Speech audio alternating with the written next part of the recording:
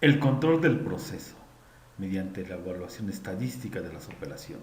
El control estadístico de procesos, SPC por sus siglas en inglés, Statistical Process Control, es la aplicación de técnicas estadísticas para determinar si el resultado de un proceso concuerda con el diseño del producto o servicio correspondiente. Las herramientas conocidas como gráficas de control se usan en el SPC para detectar la elaboración de productos o servicios defectuosos, o bien para indicar que el proceso de producción se ha modificado y los productos o servicios se desviarán de sus respectivas especificaciones de diseño, a menos que se tomen medidas para corregir esa situación. El objetivo del control estadístico de procesos SPC es hacer predecible el proceso en el tiempo. Es una herramienta que ayuda en la toma de decisiones y facilita el proceso de mejora constante de una empresa. Esta metodología permite planificar y determinar cuando un proceso está fuera de control, para así mejorar los procesos operativos de la organización. La base fundamental del SPC se encuentra en una serie de técnicas estadísticas que permiten establecer criterios para medir, detectar y corregir variaciones en el proceso que puedan afectar la calidad del producto o servicio final. Por ejemplo, el proceso,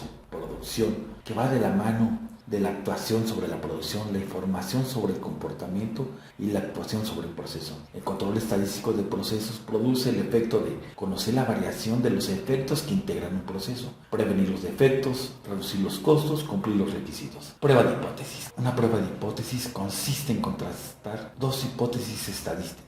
Tal contraste involucra la toma de decisión acerca de la hipótesis. La decisión consiste en rechazar o no una hipótesis en favor de la otra. Una hipótesis estadística se denota por H, y son dos. H0, hipótesis nula; H1, hipótesis alternativa. El objetivo de la prueba de hipótesis no es cuestionar el valor calculado del estadístico, sino hacer un juicio con respecto a la diferencia entre estadístico de muestra y un valor planteado del parámetro. La prueba de hipótesis se realiza mediante un procedimiento sistemático de 5 pasos. Primero, se plantea la hipótesis nula y alternativa. 2. Se selecciona el nivel de significancia. 3. Se identifica el estadístico de prueba. 4. Se formula la regla de decisión. Y 5. Se toma una muestra y se decide. No se rechaza S0 o se rechaza C0 y se acepta H1. Partes de la prueba de hipótesis. La hipótesis nula H0, la cual se refiere siempre a un valor específico del parámetro de la población. Las fórmulas pueden ser las siguientes. En la prueba de hipótesis para la medida, cuando se conoce la desviación estándar poblacional o cuando el valor de la muestra es grande, 30 o más, el valor estadístico de prueba es Z y se determina a partir de la siguiente fórmula. El valor estadístico de Z para muestra grande y desviación estándar poblacional desconocida se determina por esta siguiente ecuación. Prueba JI cuadrada. La prueba J cuadrado o Xi cuadrado, que tiene distribución de probabilidad del mismo nombre, sirve para someter a prueba hipótesis referidas a distribuciones de frecuencias. Xi cuadrado es el nombre de una prueba de hipótesis que determina si dos variables están relacionadas o no. Los pasos a seguir son realizar una conjetura, escribir la hipótesis nula y la alternativa, calcular el valor de porcentaje calculado, determinar el valor de P y el grado de libertad, obtener el valor crítico, realizar una comparación entre el Xi cuadrado calculado y el valor crítico, interpretar la comparación. Para eso se hace una tabla de contingencia, la cual contiene datos obtenidos y contados y organizados. Por ejemplo, se formula una hipótesis nula, H0, es aquella en la que se aseguran los dos parámetros analizados si son diferentes uno al otro. Alternativa H1 es aquella en la que se asegura que los dos parámetros analizados sí son dependientes. Para eso se crea una tabla de frecuencias esperadas.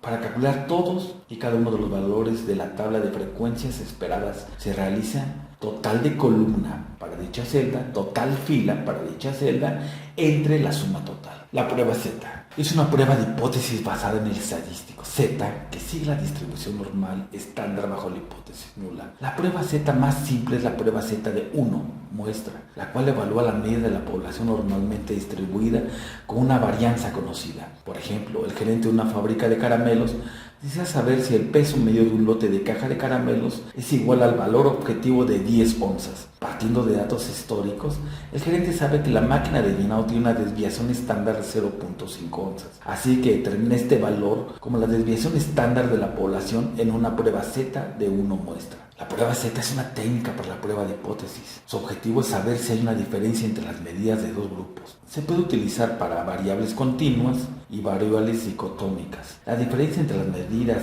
de dos grupos puede convertirse en valores Z a través de la siguiente fórmula. La prueba T.